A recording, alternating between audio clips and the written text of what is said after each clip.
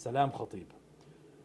So we know what makes a speech a khutbah, but what makes a public speaker a khatib? Absolutely. So, what is a Khateeb, and what are the characteristics of the Khateeb? So, you know, we can define a Khateeb as a public speaker, but it's much more than that, right? Yes. It's like a worship-centered practice. You know, Yeah. it's got a lot more than just the basics.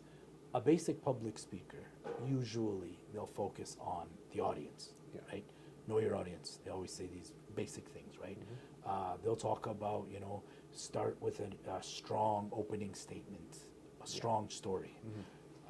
Sometimes you'll hear things like, tell them what you're going to tell them, then tell them what you told them, the way they structure it, okay? But a khutbah is ibadah. Yes. So that's the first thing that differentiates it from a public speaker, is that a public speaker can give a good talk, but a khatib ideally can tap the soul. Yes. There's another aspect that usually we hear about a lot, but we don't quite dig in deeper on it. And ultimately, the effectiveness of your khutbah is going to be proportional to your own sincerity. Yes. So you can write the best speech, but can't really deliver the best khutbah if Yes. there's no sincerity in it. I mean, sometimes the words they fall hollow. They feel hollow even, subhanAllah, because you'll have a khatib sometimes who, when they give a khutbah, they might have chat GPT'd it, asked a chat GPT or some AI to write it up for them quickly last second. They come to read it, it sounds good on paper. When you begin to read this, it doesn't sound all that good. Right? You're not able to connect with the people in front of you. And that's a key thing over here. Like you said, al-ikhlas, I think that's a key element over here.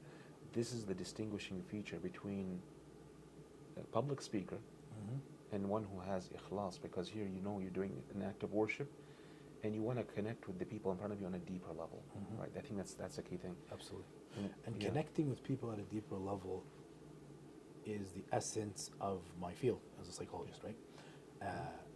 There are principles to therapy that can be applied in the khutbah, Oh, yeah. right? Having an alliance with somebody, having a strong relationship with them, we can break that down into variables and factors. But when we look at it from an Islamic perspective, what leads to qabul amongst the people? Yeah. The hadith is very clear. Yes. If Allah loves you, calls out to Jibreel, Yeah. Jibreel calls out, فَوُضِعَ لَهُ. Al-qabul fil ard. Yeah. So if you just start with that as a khatib, you start with focusing on Allah loving you. Now, guaranteed you sin. Guaranteed you make mistakes. كُلُّ ابْنِ آدَمَ خَطَّاء. The whole idea though is try your absolute best to make your tawbah before you get up on that minbar. Yeah. If there's something in your life that you're doing that you need to change, make the niyyah before you start the khutbah. And then inshallah, Allah will help you get over it, Yeah. whatever it is. Okay? But the idea is my concern about when we try to recruit or develop or teach new khatibs Yeah. goes back to this original question. Are we training public speakers? Yeah. Or are we training khatibs? And there's a huge difference. Oh, yeah. There is. Well, you see, like, what comes to mind is you mentioned that, is the hadith.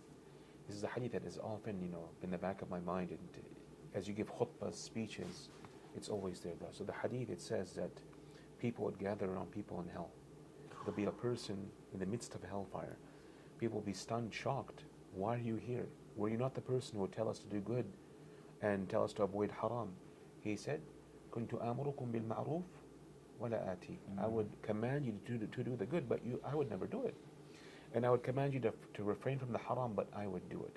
So that's the key thing of it, al-ikhlas. When a public speaker comes up, how often is it that we come across influencers, public speakers who say one thing, but their life is different, right? And that's their business. Yeah, of course. Al-akhsarina amala. Yeah. But then with the khatib, like I'd say, that when people see an influencer or a public speaker doing what they don't really preach, yeah, it'll bring some outcry, but to a certain extent it'll die out.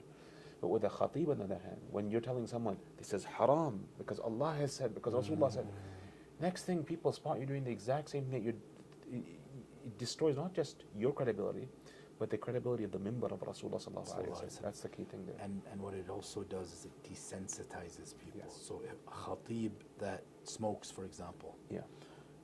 it might ring true in some young person's mind that smoking dope might not be such a bad deal if the khatib smokes, right? Yes. The idea is we cannot expect people to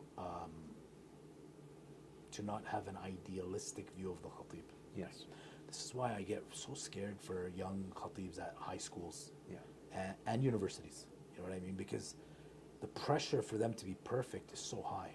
Yeah. And that's why we're here to support you. And stick 100%. with it. And yes, let that external pressure prevent you from committing sins. But at the end of the day, as a khatib, you can be a great public speaker and a terrible khatib. And you could be a terrible khatib, great public speaker, right? Yeah. So some khutaba are boring, Yeah. but they're effective. Yes. And the only reason they're effective is by the will of Allah subhanahu wa ta'ala. Yes. So when we talk about khatibs and khutbas, in no way, shape, or form should anyone ever use what we're saying to attack any khatib. Yes. Oh, you should have done this, you should do that. However, we will discuss these issues when they are levied against you. Okay? Yes. It hurts to dedicate all this time and energy and somebody to come and challenge you right after the khutbah. Okay?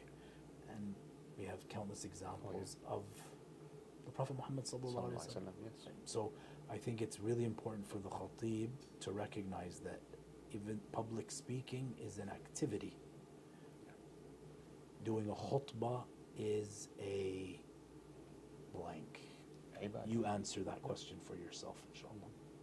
Ibadah. Okay. Yeah. Then we just answered it. Yeah. But it's more. It's Yeah. more than just a speech. Just to add to that, and once again for the khatib, who's up in training, who's trying their best, it never starts perfect. There's a learning curve.